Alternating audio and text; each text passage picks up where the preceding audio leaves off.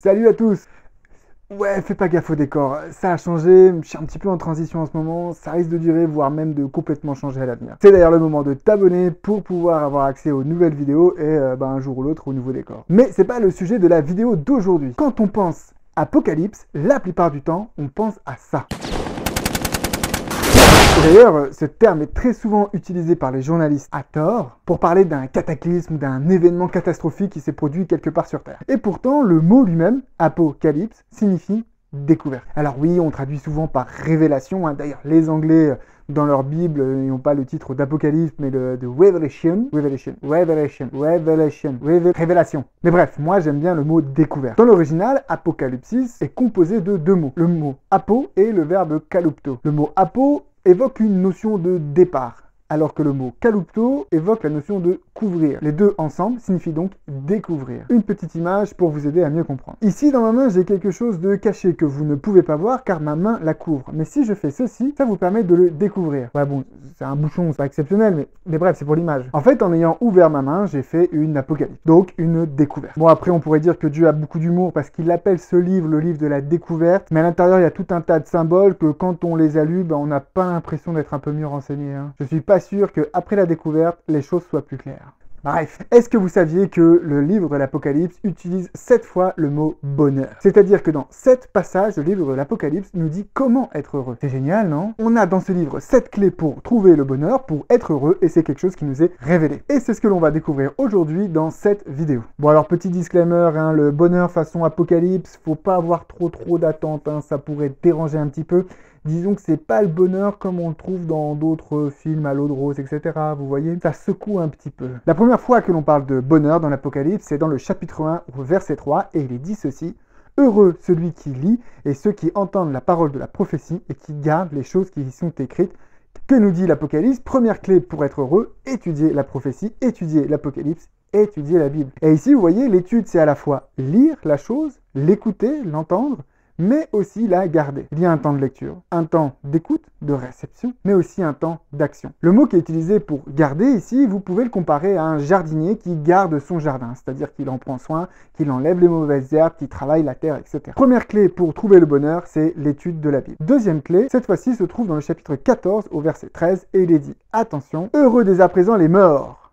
Non, ça continue. Heureux dès à présent les morts qui meurent dans le Seigneur, oui, dit l'Esprit, afin qu'ils se reposent de leurs travaux, car leurs œuvres les suivent. Ici, ce que nous dit ce texte-là, c'est que malgré les épreuves, on sait que l'on a quelque chose de meilleur qui nous attend. Finalement, ce texte nous dit que oui, effectivement, dans la vie, on va vivre tout un tas de choses qui ne sont pas chouettes, qui ne sont pas rigolotes, mais on sait que Dieu a une promesse pour nous, que tout ce que l'on fait ici-bas va trouver un accomplissement aussi dans la vie éternelle qu'il nous offre. La deuxième clé du bonheur, c'est de garder cette espérance que justement on a découvert en étudiant la Bible. Troisième clé du bonheur se trouve cette fois-ci dans le chapitre 16 au verset 15 et il est dit « Heureux celui qui veille et qui garde ses vêtements afin qu'il ne marche pas nu et qu'on ne voit pas sa honte. » Ici, il faut savoir que le vêtement, dans l'Apocalypse, mais aussi dans plusieurs passages des évangiles et des épîtres de Paul, c'est la justification par la foi. C'est-à-dire que le vêtement blanc nous est donné. Et ici, il est dit, tu remarqueras, celui qui garde ses vêtements, pas celui qui les fabrique lui-même, mais bien celui qui, ayant reçu un vêtement blanc, propre, va pouvoir le garder et en prendre soin.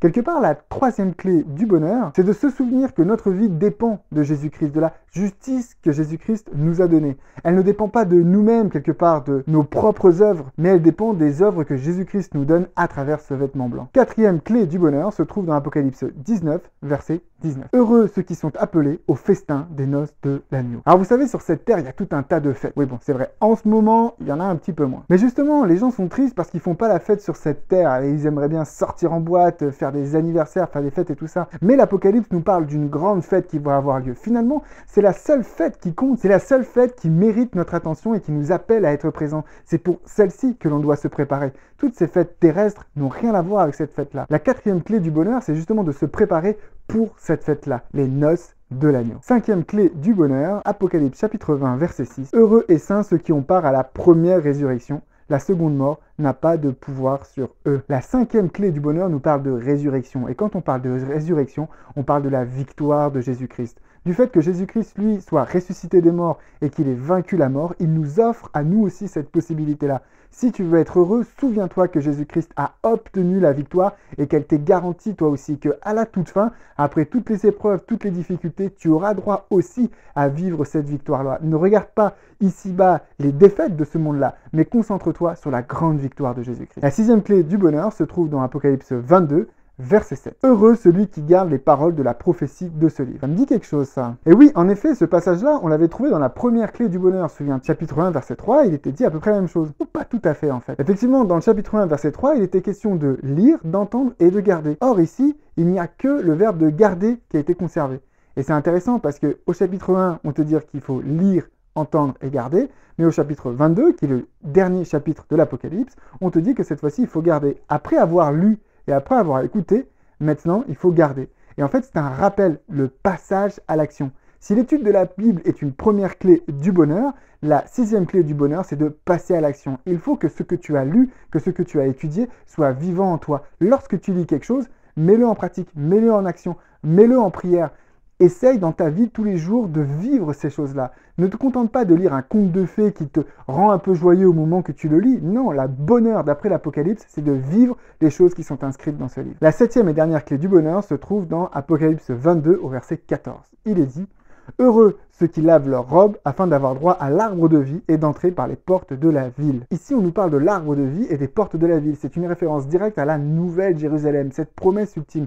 Et quelque part, la Nouvelle Jérusalem, c'est aussi la promesse de la Nouvelle Terre. Si tu veux être heureux, je pense qu'une des grandes clés pour pouvoir atteindre ce bonheur-là, c'est de garder notre esprit focus sur la ligne d'arrivée. C'est comme ça que ça fonctionne. C'est ce que dit Paul aussi d'ailleurs. Je cours pour pouvoir obtenir le prix. Et finalement, on sait qu'en ayant passé la ligne d'arrivée, qu'est-ce que l'on obtiendra? La Nouvelle Terre. Tu veux être heureux? Garde le cap. Focus sur la Nouvelle Terre et la Nouvelle Jérusalem. Vous avez remarqué que les perspectives du bonheur d'après l'Apocalypse, ce n'est pas le succès, ce n'est pas l'argent, ce n'est même pas le nombre d'amis ou les grandes familles que tu aurais, c'est pas tes diplômes, c'est pas ton statut social, ce n'est même pas les réussites que tu as eues dans ta vie. Le bonheur d'après l'Apocalypse, c'est un projet de vie. De quoi est-ce que tu te nourris tous les jours? De la parole de Dieu ou d'autre chose? Quelle est ton espérance? Cette vie ici-bas ou quelque chose de meilleur? Est-ce que tu comptes sur toi-même pour te guider dans la vie?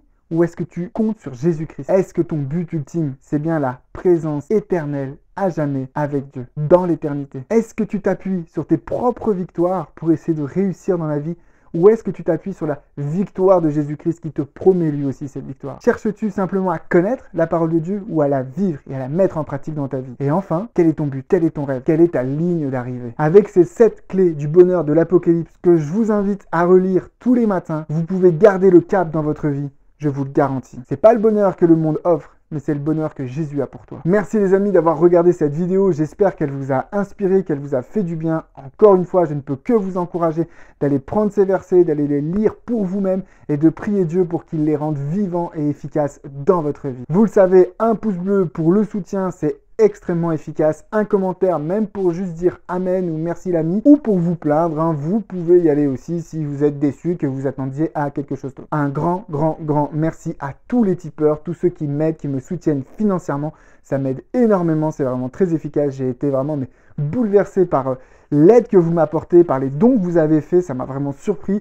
Donc merci beaucoup. Et donc ceux qui veulent me soutenir aussi, vous pouvez y aller, vous pouvez mettre des petites sommes, ça m'aide vraiment à pouvoir me développer, à pouvoir améliorer la qualité des vidéos et j'ai déjà beaucoup de projets, je vous en parlerai très prochainement. Pensez bien à vous abonner, il y a encore plein de vidéos qui vont arriver, je vais très prochainement reprendre la série Et si l'enfer n'existait pas pour la terminer, j'ai dû pas mal écrire pour pouvoir avancer sur ce projet-là aussi. Les amis, je vous souhaite tout le bonheur avec Jésus-Christ, que vous puissiez vraiment vivre une vie heureuse et épanouie, non pas comme ce monde nous le promet, mais comme Dieu nous le garantit pour nous. Soyez bénis.